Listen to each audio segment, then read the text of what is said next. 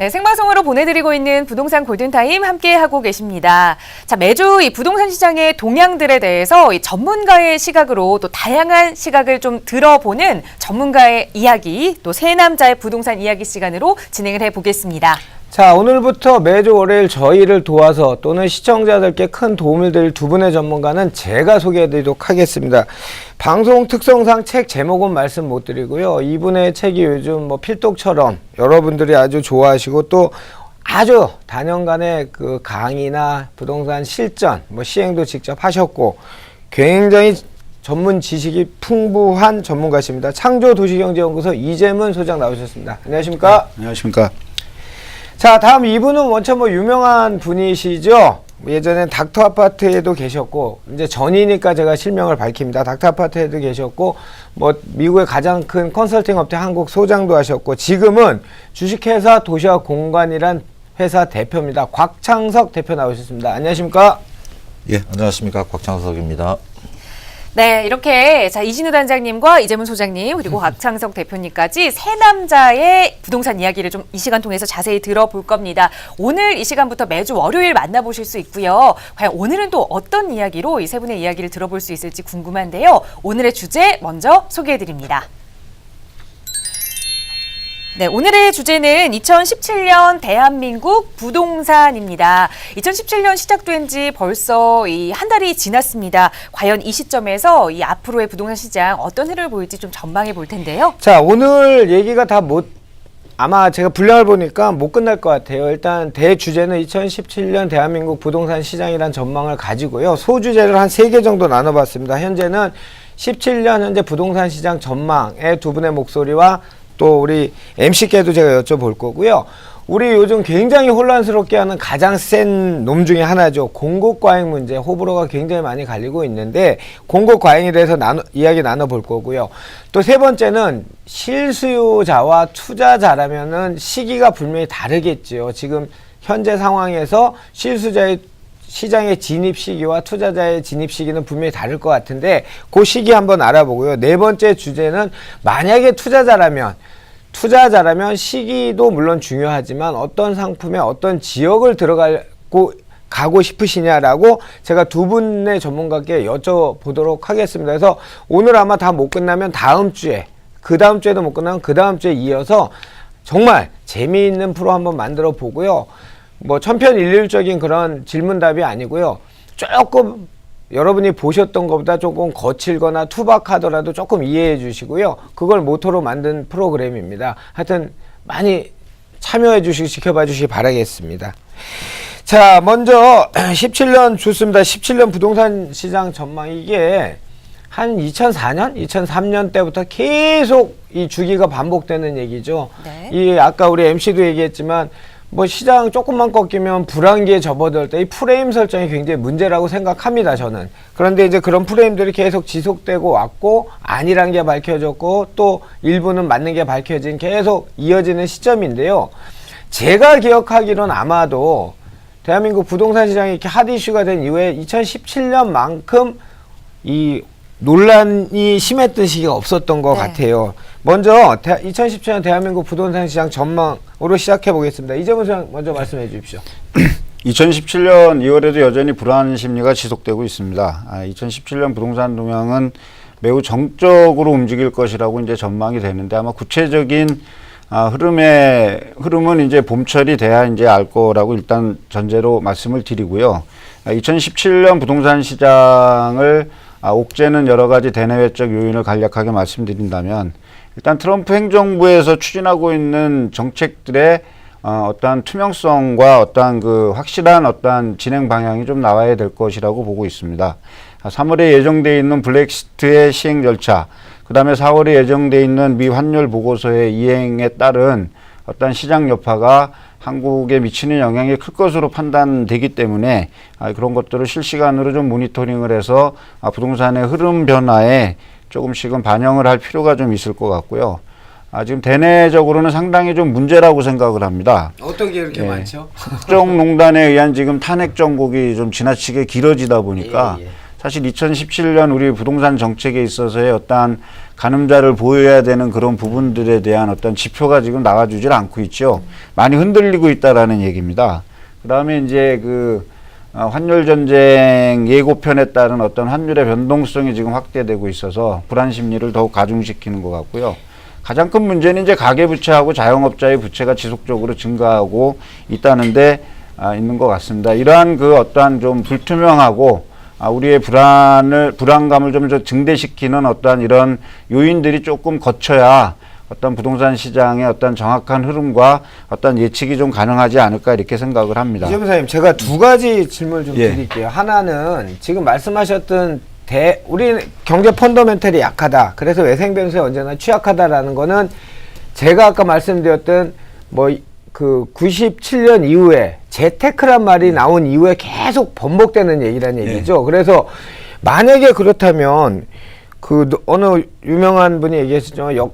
역사랑 끊임없이 과거와 대화하는 건데 과거의 사례는 전혀 무시하고 지금 발생한 문제들만 부동산 시장의 외생 변수 포함해서 대내 변수 또 한 가지 더 질문은 가계부채란 너무 과도하다는 거죠. 공포심이 뭐냐면 예를 들면 가계부채를 졌는데 투자를 위한 가계부채를 졌단 말이죠.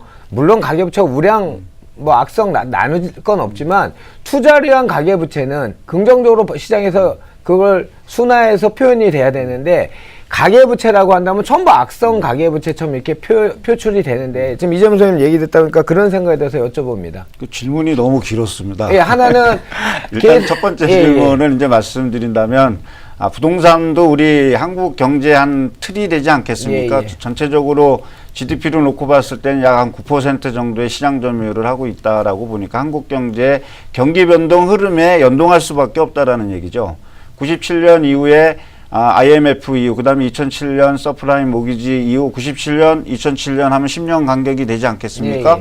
다시 이제 2007년 이후에 지금 2015년이면 또 한 10년 정도의, 8년 정도의 간격이 있다 보니까 경기 흐름에 따라서 부동산 경기의 변동은 당연히 있다라고 봐야 되는데 이제 그 경기의 변동의 흐름이 한 번은 IMF 위기라는 우리 내부적인 위기가 있었고요.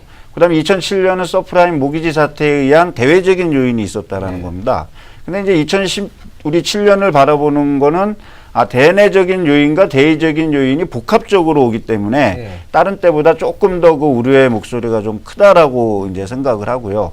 물론 이제 이진우 앵커님이 말씀하셨던 대로 가계부채가 꼭 나쁜 것만은 아닙니다. 부채가 있지 않으면 기업이 공장을 지을 수도 없고 일부의 가계의 자금이 부족한 분야에서는 자금을 유입해서 어떤 투자 행위를 해야 어떠한 이득이나 이런 거를 발생하기 때문에 부채를 지는 거는 자본주의 경제에서 당연하다라고 생각을 합니다. 근데 이제 이 부채를 지고 이자를 부담하고 그다음에 내 소득이 어느 정도 인정이 되는 가운데서 한국 경제의 상승률이 지속적으로 올라가 준다라면 그 부채를 졌다 하더라도 전혀 문제가 없는데 경제가 침체되면서 이제 잠재 성장률 이하 2%대의 어떠한 경제 성장을 유지하고 금리를 3%대 금리를 부담하고 그다음에 물가 상승이 2% 3% 내에 이루어진다라면 결국에 가계는 내가 지은 부채를 계속 갚아나가면서 자산이 상승하는 요소가 많아야 되는데 오히려 정체되는 현상이 생길 수가 있다라는 거죠. 좋습니다. 워밍하는 측면에서 저도 또 드릴 질문이 많은데 이제 곽창석 대표님한테 넘기겠습니다. 곽창석 대표님은 2017년 한국 부동산 시장 어떻게 보십니까? 지금 전문가 일반인 포함해서 정말 백인 백색인 것 같습니다. 올해 부동산은 별로 안 좋을 것 같다 이렇게 얘기를 하시는데 결론부터 말씀드리면은 제가 볼 때는 작년보다 좀 낫지 않겠는가 그렇게 보고 있고요. 여러 가지 얘기가 되고 있습니다. 금리 인상이라든가 또 가계 부채가 너무 과도하다든가 또 지금 전국이 굉장히 불안하다든가 또 부동산 규제까지 겹쳐져 있기 때문에 굉장히 이제 불안한 심리는 많지만은 이런 악재들이 다 노출돼 있다는 거죠. 그래 시장에 노출돼 있기 때문에 시장은 또 여기에 적응하거든요. 그래서 결국은 부동산 규제도 경기의 변수가 됩니다. 부동산 경기가 나빠지면은 정책적인 규제 일변도로 갈 수 없거든요. 그렇죠. 또 금리 인상 문제도 우리가 경제학 교과서에 의하면은 금리가 오르면은 뭐 부동산은 안 좋다고 돼 있지만 현실로 돌아와 보면은 뭐 미국이든 한국이든 금리를 많이 올렸던 2004년, 5년도에 집값이 많이 뛰었습니다. 또 금리를 많이 내렸던 2008년도에 집값이 떨어졌고요. 그래서 결국 금리를 올린다는 얘기는 그 경기 과열에 대한 우려 때문에 금리를 결국 올리는 거고 그렇죠. 금리를 올리는 시기에 사실 경기가 좋아집니다. 그러니까요. 그래서 또 부동산 또는 집값이 뛰는 경우들이 많았고요. 가계 부채도 증가하는 속도가 빠른 거는 맞아요. 예. 뭐 연간 10에서 11%씩 늘고 있으니까 지난 1월 달은 조금 줄었습니다. 그러나 이 가계 부채 문제는 우리나라만의 문제는 사실 아닙니다. 예. 우리나라는 문제는 이 자영업자를 포함한 악성 부채가 늘어난다는 데는 문제가 좀 있지만은 전반적으로 주택담보대출의 연체율이 OECD 가입 국가 중에 거의 꼴찌입니다. 우리나라가. 선진국 뭐 영국이나 미국에 비해서도 연체율 자체가 뭐 4분의 1, 5분의 1 정도뿐이나 안 되거든요. 이런 문제들 종합해서 볼 때는 결국 그 어두운 전망들이 나오고 있지만은 올해 한 해를 이끌고 갈, 선도할 수 있는 요인들은 이런 외생 변수라기보다는 예. 시장 내부적으로 잠재되어 있는 변수가 더 중요한데요. 이건 이제 기재가 수도권과 지방에 다르게 적용이 됩니다. 그래서 이제 부동산에 대한 분석은 전국적인 분석은 사실 무의미하고요. 수도권과 지방을 나눠서 봐야 되는데 이렇게 보면은 지방은 지난 한 8년간 이제 상승했기 때문에 어느 정도 보합 요인이 많은 것 같고요.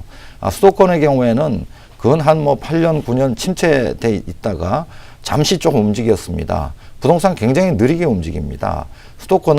서울 수도권은 올해도 작년에 못지않게 달려갈 거라고 생각합니다. 곽창석 대표님 말씀은 이제 이제 시장이 뭐 외생 변수보다는 수급의 문제, 예를 들어 공급이 많은 적은 좀 떨어질 것이고, 공급이 적은 적은 조금 그냥 중보합이나 이렇게 이루어진다. 뭐 그렇게 정리하면 될까요? 네, 그렇게 보셔도 되겠습니다. 좋습니다. 그러면 김진준 씨는 지금 결혼하지 않으셨죠? 네. 그러면 두 분의 전문가 얘기 듣고, 네. 지금 뭐 신문을 보시나 매체를 보시거나 아니면 본인이 공부를 하시거나 본인이 보셨을 때 17년 부동산 요즘 어떻게 보세요?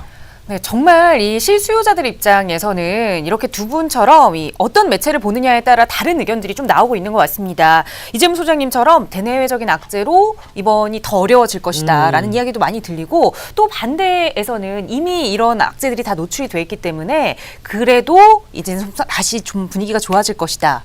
두 가지 이야기가 거의 반반으로 들려오는 것 같아요. 아니요. 김진주 MC는 어떻게 보시냐고요? 그러니까 이 실수요자들 입장에서는 딱 그 반반의 입장에 서서 어느 한쪽 선택하기가 굉장히 지금 어렵습니다. 실수요 입장이시죠? 그렇죠. 저는 이제 지금 집을 사세요. 마련해야 하는데 지금 사시면 됩니다. 손해보지 않을까요, 이재문 소장님?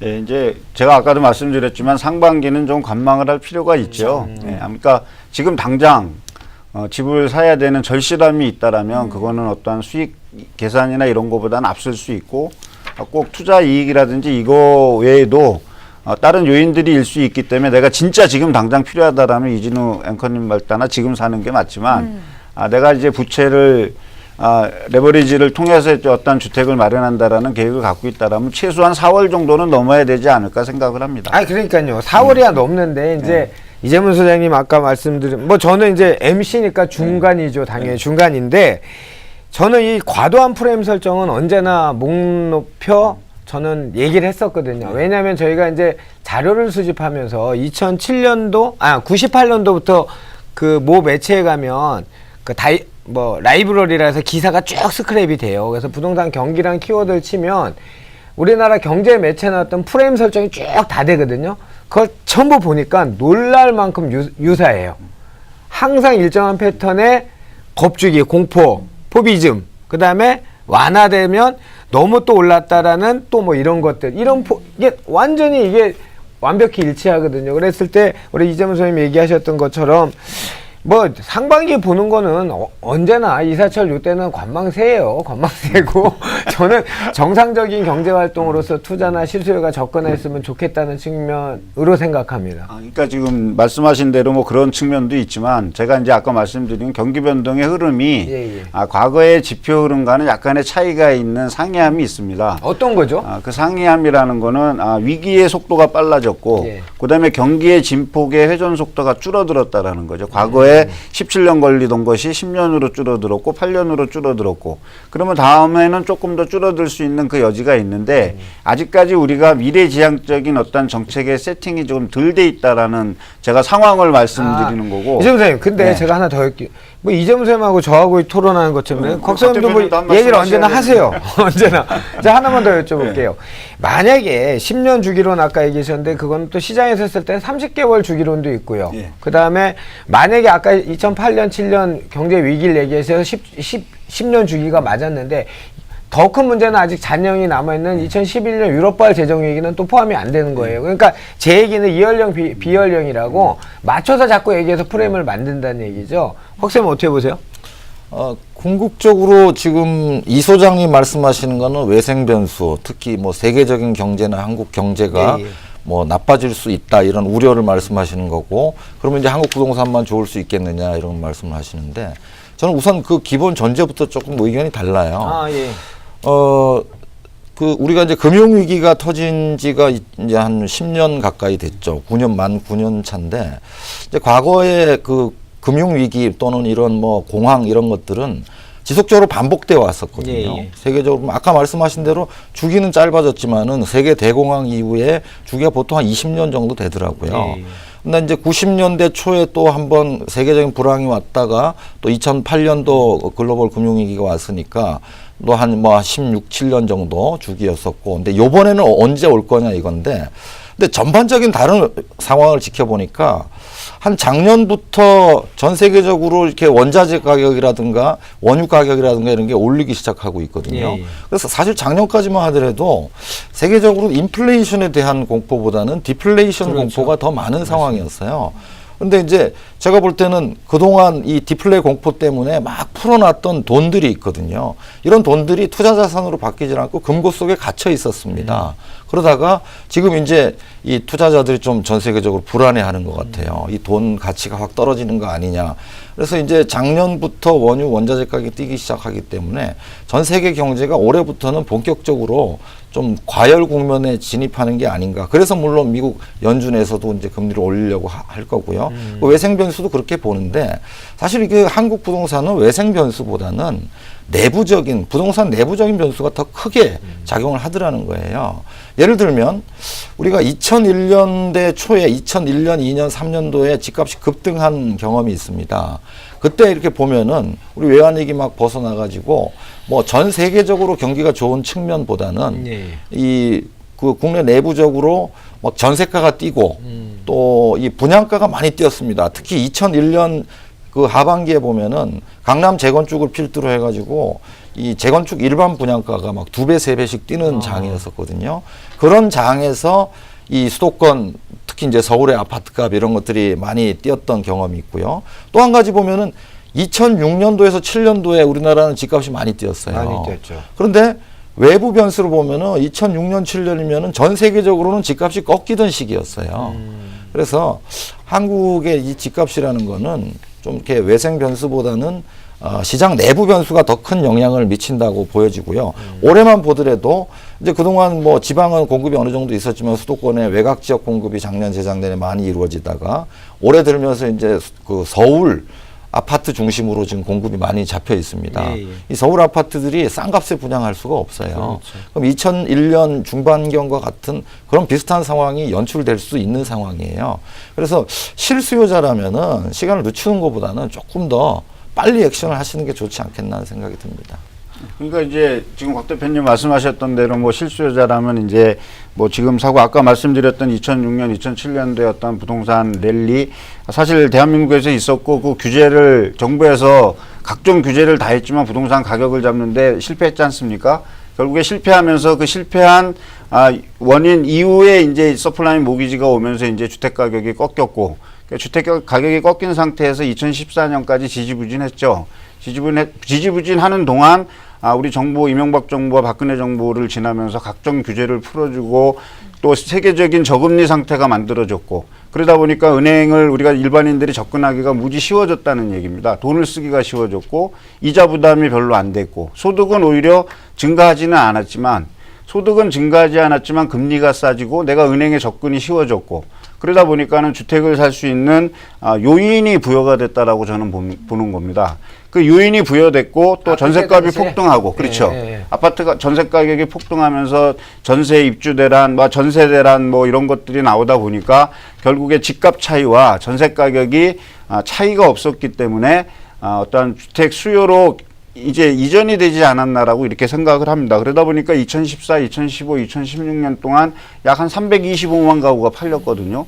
325만 가구 중에 이제 절반이 수도권에 팔렸고, 그 수도권에 팔린 절반의 주택이 2017년, 2018년, 2019년 순차적으로 유입을 하게 될 거라는 얘기입니다. 아니, 이재용 선생님, 그 325만 호라는 건 어디 수치예요? 이제 팔린 주택 매매량이 2014년에 국토부의 발표가 2014년에 100만 5천 건, 그 다음에 2015년에 119만 거래건이라고 매매건이, 그 다음에 2016년에 105만 3천 건인데 우리가 통상적으로 신규 주택 착공 실정이 한 70만 호에서 60만 호 가까이 되니까 이 중에 한 절반 정도, 그러니까 60에서 70%는 우리가 신규 주택이라고 보고 있는 거죠. 물론 이제 기존의 주택을 거래했을 수도 있고 이제 그런 부분들은 제외하고. 거래량에는 기존 재고주택에 분양주택 다 포함한 거잖아요. 그렇죠. 분양까지. 근데 이제 우리가 그 기존 주택들을 사고 팔 때에는 예를 들어서 대출을 승계를 하거나 기존에 있던 주택에서 대출을 하게 되면 신규로 증가하는 부채폭이 적죠. 근데 이제 우리가 지금 최근에 증가한 가계부채의 어떤 증가폭의 가장 주된 요인은 집단 대출로 보고 있지 않습니까? 그 집단 대출은 결국에 뭐냐면 신규 분양 아파트, 주로 이제 아파트 위주로 집단 대출이 많이 나가기 때문에 우리가 이제 그 신규 주택들의 어떤 공급이 이제 막 늘어난 상태에서 이제 우리 곽 대표님처럼 자 이제 시기에 상관없이 이제 물론 디커플링 된다는 건 저도 전적으로 인정을 합니다.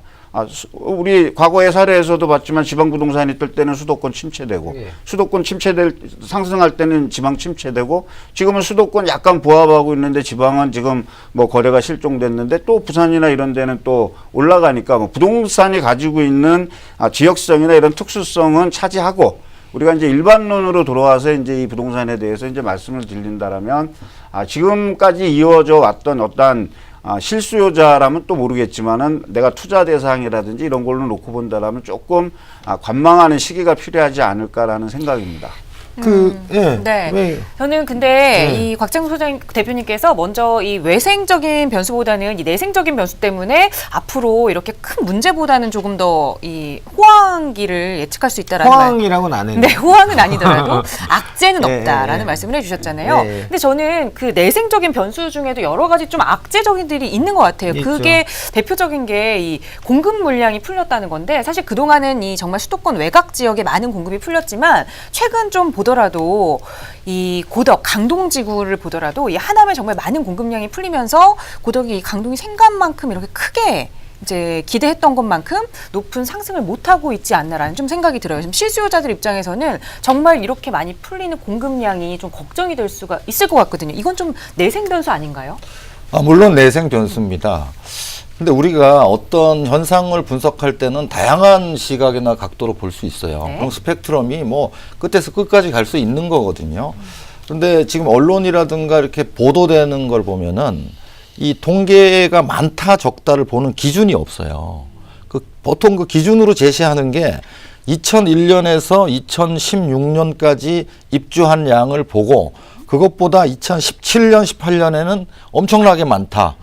적게는 한 38%, 또 2018년은 70%까지 늘어난다.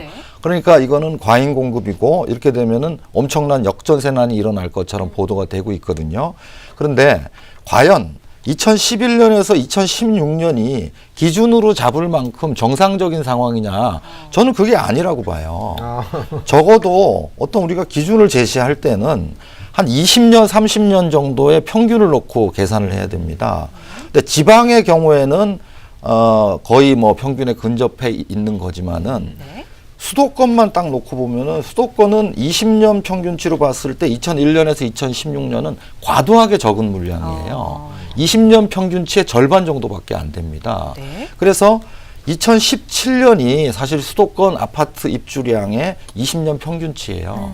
그리고 2018년은 조금 늘어나기는 하는데 그 물량이 2004년도 입주 물량하고 비슷한 거예요. 그런데 2001년에서 2016년까지가 입주 물량이 적고 전세난이 심화되고 적재됐었기 때문에 상당 부분 해갈이 되려면은 어느 정도는 공급이 돼줘야 되는 거예요. 그래서 우리 2004년도에 전세값이 좀 떨어지긴 했지만은 네. 엄청나게 크게 떨어지지는 않았었거든요. 또 그때는 전후로 해서 입주량이 많았었어요. 그렇게 본다면은 2018년이 전체적으로 수도권 전체가 과잉 공급이다 이렇게 보기는 어렵고요. 주로 외곽 지역들 뭐 화성이라든가 뭐 김포라든가 시흥이라든가 이렇게 공급이 많았던 지역들에는 좀 입주로 인해서 좀 고생을 할 수 있습니다. 네. 그러나 서울 안쪽이라든가 또는 서울에서 인접한 위례 신도시 또 하남 미사지구 이런 곳들은 오히려 작년 2016년이 피크였어요. 올해 내년에는 반토막 또 4분의 1 이런 식으로 줄어들어 가거든요. 그래서 17년, 18년 진행되면서 특정 지역에 입주량이 좀 많은 곳들은 고전할 수 있지만은 그렇죠.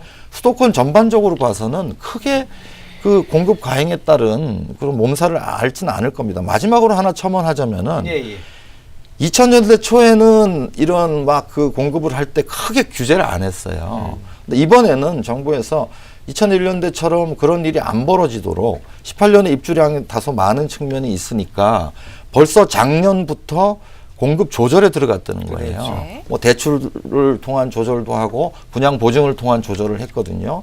그래서 오히려 저는 우려하는 게 18년도를 넘긴 후에 이 상태대로 이런 기조로 뭐 PF 대출 보증도 잘 안 되고 이런 상황이라면 19년 이후에 전세난이 굉장히 심해질 수 있다. 그런 우려를 거꾸로 하고 있습니다. 좋습니다. 뭐 설왕설래 양쪽 의견이 관점의 차이겠죠. 어느 관점에 보냐 관점의 차이인데 자 오늘 첫 방송이니까 이제 두 분 전문가께 말씀을 드릴게요. 이렇게 점잖게 안 하셔도 되고요. 얘기하실 때 이렇게 얘기하셔도 됩니다. 제가 적당히 시간은 조절해 드릴 테니까요. 그 끝까지 참고 듣지 마세요. 혹시 얘기하고 싶은 거 있으면 하시고요. 방송이니까. 아니, 그렇죠. 자, 공급과잉 얘기하겠습니다. 공급과잉이 뭐 곽창석 소장도 대표도 얘기하셨고 우리 김진주 MC도 이제 공급과잉에 대한 이 막연한 공포. 지금 17년, 18년 뭐 엄청나게 좀 많이 나오죠. 공급과잉 나온다. 자, 이게 참 문제가 심각할 것 같기도 하고 또 우리 곽창석 대표 같은 논지의 전문가들 얘기를 들으면 오히려 걱정을 해야 된다. 18년 이후에 공급 택지가 지금 부족하거든요. 정부에서 공급하는 택지 전체 공급량이 한 52%를 그 공공에서 공급을 하고 민간에서 48% 정도 땅을 공급했었거든요. 네. 이거는 11년도부터 지금 줄이고 있어요. 그래서 저도 만약에 뭐 편가르긴 아니고 편을 든자면 곽 대표님처럼 공급 부족 쪽에 저는 한 표를 던지는 쪽이거든요. 오히려? 예, 저도 그런데 자 공급 과잉에 대해서 한번 얘기해 보겠습니다. 우리 이재문 선생님 얘기를 해주십시오. 지금 갑자기 지금 저기 이진우 앵커님하고 우리 곽 대표님하고 두 분을 상대해야 된다는 여기, 부담감을 여기 느꼈는데요. 여기요. 저는 아직 시장이 상당히 지금 공급 과잉의 우려감을 불식하기에는 좀 시기상조라는 거를 좀 생각하고 예, 있습니다. 말씀해 주십시오. 예. 일단 뭐 저희가 공급 과잉이다 아까 말씀하셨듯이 공급 과잉의 도대체 기준이 뭐냐 예, 예. 이 시장에서 그게 아마 저는 이제 아까도 말씀드렸지만 국토부의 그 장기 주택 종합 계획에 의한 나온 수치라고 보고 있고 예, 예. 그 수치가 과거에 우리 경제 상황과 지금의 경제 상황과 앞으로의 경제 상황에서의 플러스 마이너스의 요인이 있을 거라고 봅니다. 근데 이제 그 국토부의 그 장기주택 종합계획에 따르면 연평균 주택 수요가 39만 가구에서 플러스 마이너스 5만 8천 가구라는 얘기죠. 그러면 6만 가구를 빼게 되면 33만이고 6만 가구를 더하게 되면 45만이라는 얘기입니다. 그러니까 결국에 우리나라가 주택 가격을 유지하고 적정한 가격 상승을 하기 위해서는 최소한 33만 가구에서 45만 가구가 경기 변동에 따라서 꾸준히 공급되면서 수량 조절을 해야 된다라고 보는 건데. 선생님 저거 안 보셨죠? 그거 플러스 마이너스 5만 8천에 예. 마이너스 3분위가 적용돼요. 예. 그러니까 위로 3, 밑으로 3이 적용이 돼요. 예. 그래서 지금 제가 곱하기를 해보니까 최장은 56만 가구에서 그렇죠. 최하는 일부에서는 이제 그 56만 가구도 얘기를 하는데 예, 플러스 거기 결국에 나와요. 그랬다 56만 가구라 하더라도 예. 자 그러면 15년, 16년, 17년, 18년, 19년 이렇게 돼 있지만 예. 자 2015년에 주택이 착공된 71만 호는 예. 우리가 입주를 하게 되는 시점은 2018년 이후가 안 되겠습니까? 예. 그렇죠? 그다음에 2016년에 65만 8천 가구 정도가 분양이 됐는데 착공이 됐는데 착공된 건 2019년에 들어온다라는 거죠. 예, 그럼 예. 결국에 2017, 2018, 2019는 우리가 시장에서의 어떤 주택 공급 과잉의 문제를 안고 가는 시기인데 정부에서는 이제 이거를 전세주택이라든지 임대주택 쪽으로 미분양분을 전환을 해서 어떤 주거 안정을 꾀겠다라는 어떤 그런 목적으로 지금 이제 하고 있는 걸로 알고 있거든요. 그러니까 일단 시장의 공급 과잉 현상은 제가 봤을 땐 팩트라는 거죠. 팩트고 그거를 어떻게 해법을 하고 물론 정부가 대출을 규제하고 그다음에 수량을 조절하기 위해서 건설회사가 착공분이라든지 인허가 물량을 줄이는 거는 이제 건설회사의 사정이나 이런 부분들에 있지만 결국에 그것이 전체적으로는 공급 조절을 하는 어떤 역할을 하지 않겠습니까? 그래서 저는 이제 그런 상황으로 지금 보고 있습니다. 그러니까 그 기준의 문제라니까요.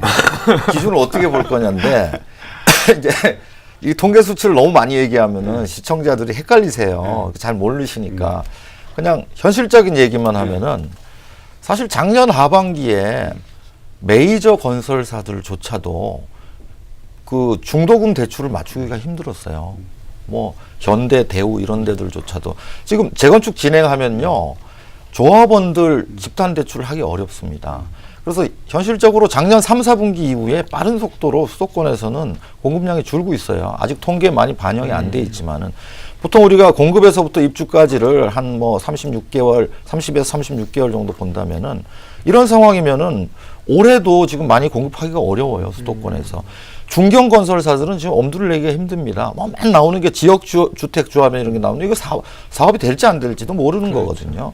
그래서 오히려 2019년 3, 4분기 이후에는 이 상태대로 가다 보면은 그 전세 대란이 날 수도 있다는 저는 우려를 거꾸로 하고 있습니다. 근데 곽 대표님, 지금 우리 이재문 소장 말씀하신 게 이제 지금 형성된 대다수의 프레임이거든요. 왜냐하면 이제 아까 말씀 기준이 없었다고 하는데 이제 물론 이제 저도 이제 늘 그런 얘기를 합니다. 예를 들어서 2000년 초반서부터 뭐 2014년까지 13년까지 지방 물량, 서울 물량 이렇게 공급을 했을 때 장기주택 종합계획이 국토부 산하 국토개발원에서 자료가 나오는 거잖아요. 거기에 본다면 많거나 적은 게 있는데 적었을 때 그러니까 덜 공급된 건 얘기를 안 한다는 얘기죠. 이제 저도 거긴 동의를 하는데 어찌됐건 간에 쏠림 현상이 난다면 17년, 18년에는 지역적으로 많이 힘든 지역들이 분명히 발생한 건 또 사실일 것 같거든요. 어떻게 보십니까? 그 말은 물론 동의를 합니다. 그 지역적으로는 15년, 16년 상반기까지 공급이 몰렸던 지역들이 특정돼 있어요. 예. 그런 지역들 뭐 아까 말씀드린 뭐 동탄이라든가 뭐 백오시라든가 뭐 김포 한강이라든가 또 다산 신도시 이런 곳들은 좀 몰려 있기 때문에 그것도 긴 기간이 아니고 뭐 한 1개분기 내지 2개분기 정도는 고생을 할 수 있는데 전체적으로는 그 이후에 2018년 이후에 이 신규 택지 공급이 없기 때문에 택지 부족 현상도 나타나고요.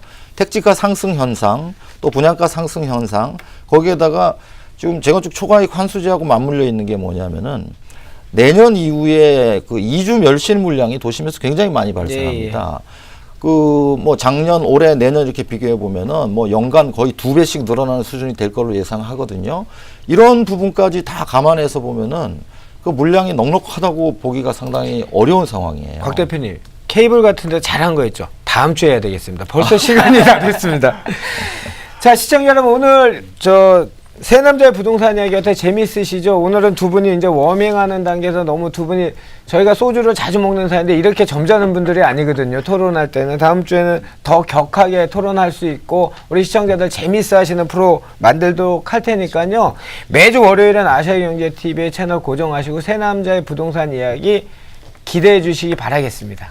네, 두 분의 이 전문가들의 좀 새 남자의 부동산 이야기 듣다 보니까 오히려 더 조금 헷갈리는 측면도 있는 것 같은데요. 우리 시청자 여러분들께서도 나와 좀 의견이 같은 전문가는 누군지 그 편을 들어가시면서 보시면 조금 더 재밌게 시청하실 수 있지 않을까? 편으로 그렇게 하면 될 것 같아요. 네, 저는 약간 이재문 소장님 편이고요. 그러세요. 자, 이진우 단장님 그리고 또 이재문 소장님, 곽창석 대표님 이렇게 새 남자 부동산 이야기 나눠봤습니다. 오늘 이 세 분과는 여기서 인사드리고요. 저는 잠시 후에 또 여러분 같이 높은 이 투자처 가지고 돌아오겠습니다. 오늘 도움 말씀 주신 세 분 감사드립니다. 고맙습니다. 감사합니다.